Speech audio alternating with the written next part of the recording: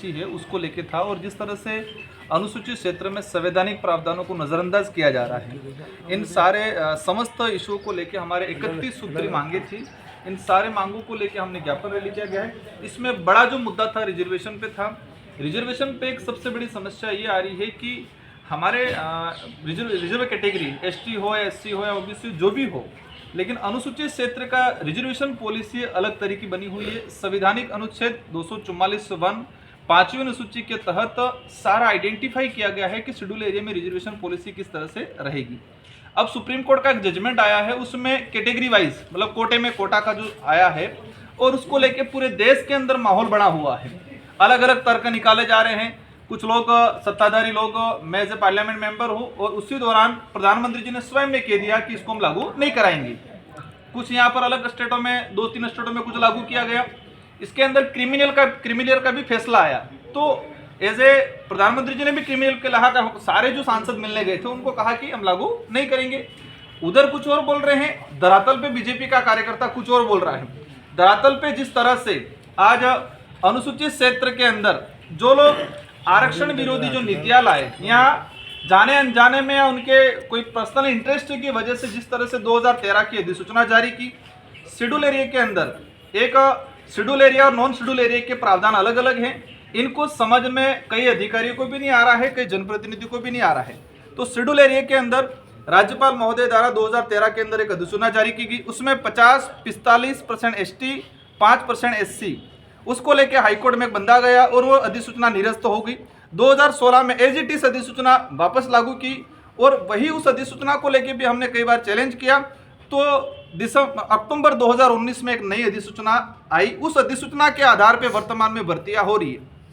2013 की मेन अधिसूचना 2013 की है, लेकिन 2016 में इसको परिवर्तन किया। शब्दों में भावना वही है, उद्देश्य 2013 वाला ही है। 2019 में फिर चेंज किया, और यहाँ पर ये स्थिति बनी हुई है कि 45% एसटी को रिजर्वेशन, 5% एससी को, और 50% ओपन कैटेगरी कर रखा है इन लोगों ने। लेकिन ओपन कैटेगरी के अंदर पुलिस डिपार्टमेंट की बात करें हम, कि जो बंदा अगर जनरल मेरिट टॉप कर रहा है उसको भी रिजर्व कैटेगरी में डाला जा रहा है। मैंने सारा डाटा मेरे पास पड़ा है, गवर्नमेंट को लेटर लिखा है, और आज के ज्ञापन में भी हमने ये चीजें दी गई है। तो जो रिजर्व कैटेगरी का बंदा अनरिजर्व में जा रहा है, यहाँ पर 75% ट्राइबल इलाका है और ट्राइबल इलाके को 45%। इसमें एक सबसे बड़ी समस्या ये है कि जो 45% रिजर्व कैटेगरी से अनरिजर्व कैटेगरी से बाई चांस कोई बंदा लग भी गया है, तो उसको पदोन्नति में इसकी कैटेगरी जो गणना की जा रही है, उसकी गणना रिजर्व कैटेगरी में ही की जा रही है। तो ये सारा का सारा खेल 2013 की अधिसूचना, उस 2013 की अधिसूचना को लेकर मैंने कई बार कहा है कि ये आदिवासी बाहुल्य क्षेत्र के लिए काला कानून है। तो वही जो 2013 की अधिसूचना पास कराने वाले लोग आज नए सिरे से आरक्षण करके आरक्षण का मुद्दा बना के लोगों को गुमराह कर रहे हैं। सारे लोग एक पॉलिटिकली एजेंडा बना रखा है। बीच में आयोजन किया गया, बीजेपी के लोग एक पहली बार देख रहे, सत्ताधारी लोग रैली और आंदोलन कर रहे हैं। यार सत्ताधारी लोग कब करते हैं? हम पहली बार ये चीज देख रहे हैं। आप सत्ता में हो, पूर्व सांसद, सारे विधायक वर्तमान बीजेपी से जुड़े हुए, बीजेपी के प्रत्येक पदाधिकारी, बीजेपी के सारे नेता मिलकर रैलियों के लिए आंदोलन कर रहे हैं। वो भी आरक्षण की बात कर तो वही चीज कह रहा हूं मैं, आप चाह रहे हो तो लागू करा लो। सत्ताधारी लोग, आपकी सरकार है। आप एक वक्त कहते थे डबल इंजन की सरकार, या आपकी डबल ट्रिपल इंजन की सरकार है। अब लागू करा, तो आपको रैली करने की जरूरत है। मेन कोटे में कोटा जिस तरह से ये चाह रहे कि मीणा अलग, भील अलग, गरासिया अलग, सहरिया अलग, धानका अलग। ये राजस्थान के अंदर टोटल 12 से 15 अनुसूचित जनजातियां हैं। अगर अनुसूचित जनजातियां वाइज करेंगे तो 12 भागों में रिजर्वेशन बटेगा। कैसे बटेगा, किस तरह से होगा ये इंप्लीमेंट? उनको रिजर्वेशन देना उद्देश्य नहीं है, उनको आपस में लड़ाना मेन उद्देश्य है। हम चाहते हैं कैटेगरी वाइज किया जाए, कोटे में कोटा किया जाए, क्षेत्र के आधार पर कर दिया जाए। हम भी चाहते हैं डूंगरपुर का बांसवाड़ा गरीब बच्चा एसडीएम बने, तो क्षेत्रीय आधार पर किया जाए। अनुसूचित क्षेत्र का अलग हो जाए, डीटीएस ये रेगिस्तान इलाके के ट्राइबल मांग रहे वो अलग हो जाए, गैर अनुसूचित क्षेत्र का अलग हो जाए, और सहरिया का 2019 में शायद कर रखा है, वहां पर सहरिया को अलग से रिजर्वेशन पॉलिसी दे रखी है। तो हम ये 4 भागों में, राजस्थान के अंदर जो मेन रिजर्वेशन प्रशासनिक सेवा में जो मिल रहा है उसको 4 भागों में डिवाइडेशन किया जाए। अनुसूचित क्षेत्र का रिजर्वेशन पॉलिसी है, तो जो संविधान की मूल भावना के अकॉर्डिंग इसको लागू किया जाए। ये मूल लड़ाई है हमारी। दूसरा नंबर पे हमारा जो पानी का इशू है, 1966 में तत्कालीन मुख्यमंत्री मोहनलाल सुखाड़िया जी थे और गुजरात में पाटिल करके मुख्यमंत्री जी थे। माही डैम बनाया, लोग हमारे विस्थापित हुए, यहाँ प्रताड़ित हुए, आज भी उन लोगों को मुआवजा नहीं मिला है। और 40 टीएमसी पानी गुजरात उपयोग कर रहा है। करना बनाया, करना के लोग विस्थापित हुए, बांसवाड़ा डूंगरपुर के लोग 100% पानी गुजरात उपयोग कर रहा है। उस समय समझौता हुआ, उस समय यहाँ का लोग जागरूक थे नहीं, इस चीज़ को समझ नहीं पाए। तो ये समझौतों के अकॉर्डिंग इस बात को मैंने प्रधानमंत्री जी को भी समझाया है। तो ये लोग इस बात को लेकर आंदोलन कर रहे हैं। आप सरकार बैठी है डबल इंजन की, गुजरात में भी आपकी सरकार है। तो इन समस्त इशुओं को लेके एक भी चीज में कोटे में कोटा हो जाता है तो रोस्टर प्रणाली किस आधार पर लागू होगी? क्योंकि रोस्टर प्रणाली में 12 से 13 सीटें आना अनिवार्य है। अब कोटे में कोटा हो जाएगा, वो सीटें आएगी नहीं, रोस्टर प्रणाली लागू ही नहीं होगी। तो ये समस्त इशुओं को लेके और पिछले 2013 से लगा के आज तक की जितने जो भर्तियां हुई है, इन भर्तियों की स्टडी करते हैं तो यहाँ के ट्राइबल के बच्चों को नुकसान हुआ है। एक चीज है ईडब्ल्यूएस सरकार कह रही है, मैंने क्वेश्चन पूछा, सरकार ने जवाब दिया ईडब्ल्यूएस लागू नहीं है। पिछली 2 भर्तियों के अंदर ईडब्ल्यूएस दिया गया। ईडब्ल्यूएस के लिए अलग से राज्यपाल महोदय द्वारा कोई अधिसूचना जारी नहीं की, मतलब अंधा कानून चला रहे हैं यहाँ पर। पैसा एक्ट का हमारा जो डाल रखा है, अभी ये जितने जो जमीन, माही कैनाल, हम भी चाहते हैं पानी पहुंचे। भूमि अधिग्रहण 2013 के अंदर स्पष्ट लिख रखा है कि आपको जन सुनवाई करनी है, आपको पैसा एक्ट के तहत ग्राम सभा से अनुमति लेनी है, इसके बाद आपको। अब लोगों को मुआवजा नहीं लिया है, मुआवजा नहीं मिला है, पैसा एक्ट के तहत ग्राम सभा बनी है, न जन सुनवाई की गई है, और कालाबाजारी के तहत कुछ लोग इधर इधर जमीन लोगों को बिगाड़ रहे हैं। तो ये मैं जहां तक समझता हूं, इन चीजों को हम छोड़ने वाले नहीं, हम पीछे पड़ के रहने वाले।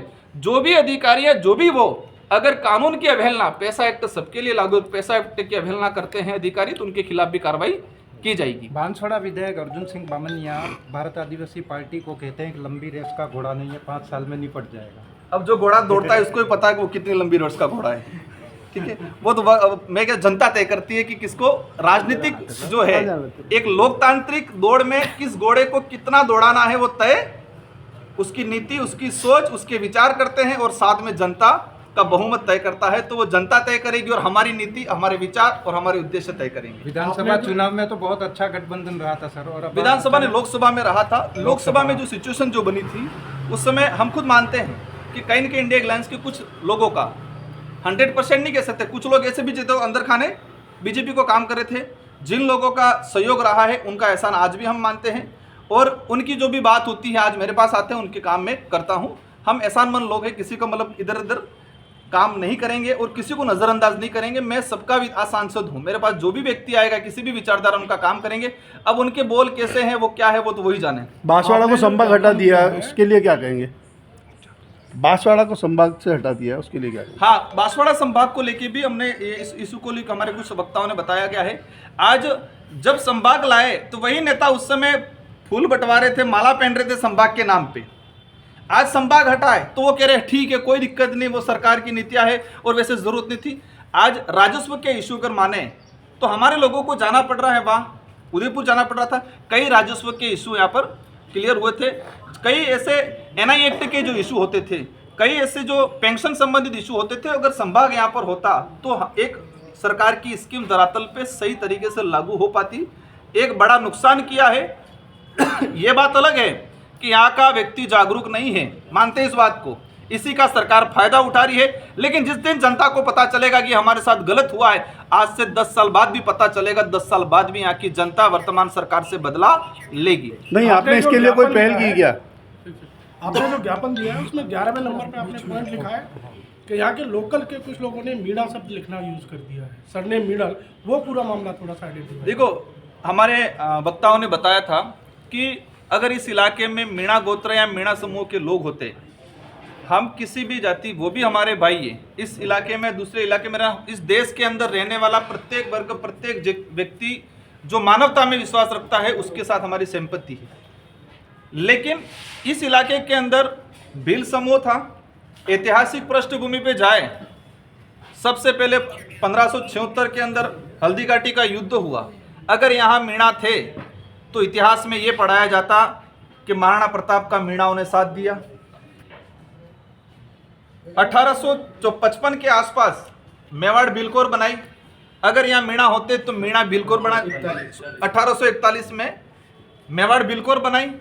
अगर यहाँ मीणा होते तो मेवाड़ मीणा कोर बटालियन बननी चाहिए थी। इसके बाद हम आते हैं आज़ादी के बाद 1965 तक सारे राजस्व रिकॉर्ड में बिल लिखा हुआ है। 1965 के बाद यहाँ पे लोगों के नाम मीणा मीणा दर्ज किया गया है। तो ये हम जहाँ तक समझे हैं, इसकी सारी स्टडी की हमने, इसका खुलासा भी करेंगे कि किसने किया, क्यों किया। और आज जो कह रहे बीजेपी वाले, सबसे पहले आप ये काम करा लो नहीं, जाके जो गलतीवंश से जो भी हुआ है, जो बिल है उसका राजस्व रिकॉर्ड में मीणा है, उसकी जाति में मीणा है, उसको संशोधन करा लो। अब डिवाइडेशन करेंगे तो आप हमारा आसपुर का आदमी कहाँ जाएगा, बांसवाड़ा के कहीं मीणा लगा रखे वहाँ कहाँ जाएंगे। तो ये सबसे बड़ा ज्वलंत मुद्दा है और इन इशुओं को लेकर हम लोग काम कर रहे हैं और इसकी सारी स्टडी भी की है। 1965 के बाद ये सारा खेल क्यों हुआ उसके पीछे भी हम लोग जा रहे हैं। धन्यवाद। Okay, thank you. इसकी कॉपी है क्या? धन्यवाद।